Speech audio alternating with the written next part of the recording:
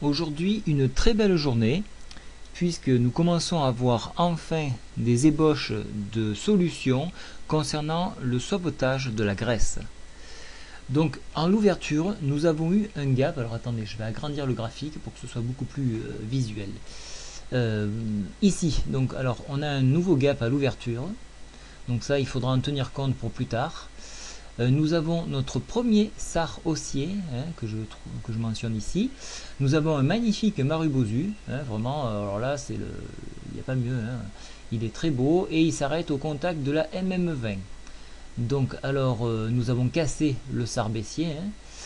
Nous nous rapprochons du haut de la fourchette d'Andrews et nous approchons de la résistance qui se trouve à 3882.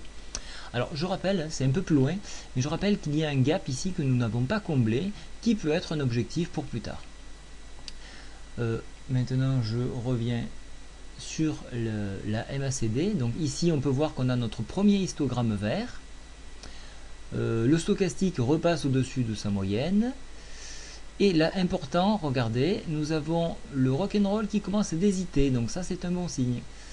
Alors donc la tendance passe clairement en positif, même si nous n'avons pas validé la MM20. Il se pourrait que demain nous ayons une prise de bénéfice avec un retour sur le milieu du marubozu pour attaquer à la hausse par la suite. Mais la tendance est donnée par le sar haussier. Donc objectif, pas la lune, mais un bel objectif. Voilà pourquoi je vous ai fait garder les lignes LVC pour ceux qui sont abonnés à la newsletter. Et nous avons quand même toutefois pris un tiers de notre plus-value pour assurer le coup en cas de retour, et on prendra probablement sur le milieu du marubozu, mais ça je vous le donnerai en newsletter lorsque le moment sera opportun.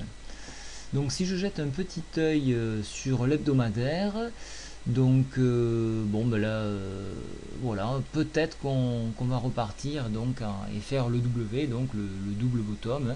Rien de fixé encore pour l'instant, mais ça en prend le chemin. On peut voir ici que le stochastique se rapproche un petit peu, donc il aurait tendance à repartir au-dessus de sa moyenne, et on retrouve le rock'n'roll qui hésite là aussi. Donc pour demain, je reste assez positif, même si on a un pullback, mais dans la généralité on sera positif. Donc si je trace un peu plus de traits, donc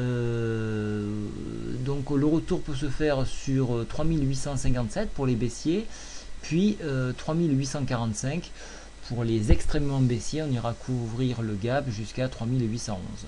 Pour ma part, je pense qu'on ira chercher ou l'un ou l'autre pour rebondir et attaquer la résistance sur 3881.